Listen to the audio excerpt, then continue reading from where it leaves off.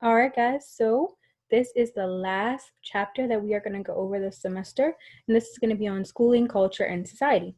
So as you recall from doing your midterm assignment, we talked a lot about how early education can be really beneficial to children's overall development. So I want you to review the several slides that are going to talk about and cover early education and compare that with what you learned earlier for your midterm. So we are going to go ahead and start on kindergarten and why you should not wait to start your child in kindergarten unless you want to keep them home, but there's really no benefit to waiting till they get older or more mature. Usually when kids start, they are ready, even if they're a little bit younger or even if they didn't do so great in preschool. Generally speaking, they are ready to start kindergarten. So what are some things that you can do to help your child be prepared for school outside of a really rigorous or good preschool program? Is you can create some of the things that preschool creates. So one of those is a literacy environment. So this is going to be where children have access to books and they are able to read books and you read books to them.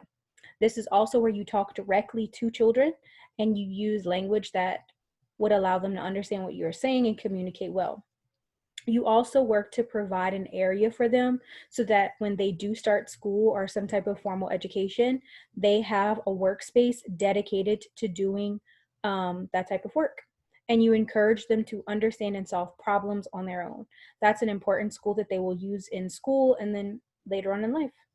As always, there are a lot of different factors that contribute to whether or not a child will finish high school. One of those that makes a significant difference and is associated with the achievement gap is socioeconomic status, which I'm sure comes as no surprise.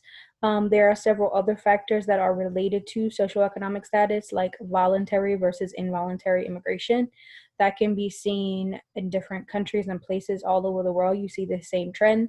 If someone was involuntarily moved to a particular country or their ancestors, they tend to have more struggles academically compared to if their parents voluntarily moved to a specific country or location. So I want you to go over the video that I attached on Canvas, which talks about this phenomenon, acculturation. So acculturation means that you come into contact with someone from a specific culture, or you move to a different culture or learn about a different culture. Okay, and there are different ways that how this contact can resolve and how it can evolve. So the first one is integration, and this is where you ingratiate yourself into the culture or the context while still maintaining your own culture and your own sense of self. The second one is assimilation. This is that melting pot that you may have heard before. This means that you take on the dominant culture while leaving your culture behind. So whatever the values of the dominant culture are, you accept those values as your own, and then you give up your culture. Separation means that you are introduced to a new culture and you look at that, you learn about that culture. However, you keep completely separate and you maintain your culture. Marginalization is a little bit different. So in marginalization is when you no longer identify with your own culture, or you have a difficult time understanding or establishing a culture for various reasons, and you are also rejected by the majority culture or the culture that you have been exposed to. So when you watch the clip that I put on Canvas, it's like a Disney video and it shows you examples of these different concepts. It's a really cool way to understand how these concepts could play out in the real world. And I also want you to think about how this might pertain to you. So now we're going to talk about something that is related but a slightly different concept, which is understanding your ethnic identity, or if you don't have an ethnic identity, understanding this concept. So ethnic identity means that how your ethnicity plays into your identity as a person. So often when you are the minority in a particular location or country, your ethnicity becomes a part of how you see yourself. Majority group members are people who are in the large majority do not see themselves that way because it just doesn't organically come up. And what I mean by that is often if you are a part of the minority group, your ethnicity comes up because it's often described as a part of who you are. So for example, if you've ever written or read a novel, when they talk about a character in a novel and they don't describe the person's ethnicity, it's often implied without description that the person is white.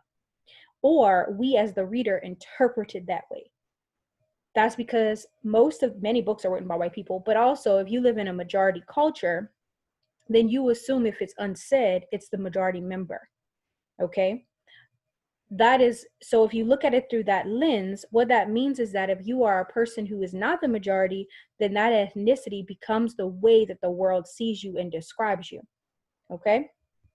So as we age, we tend to identify more with our specific ethnic identity.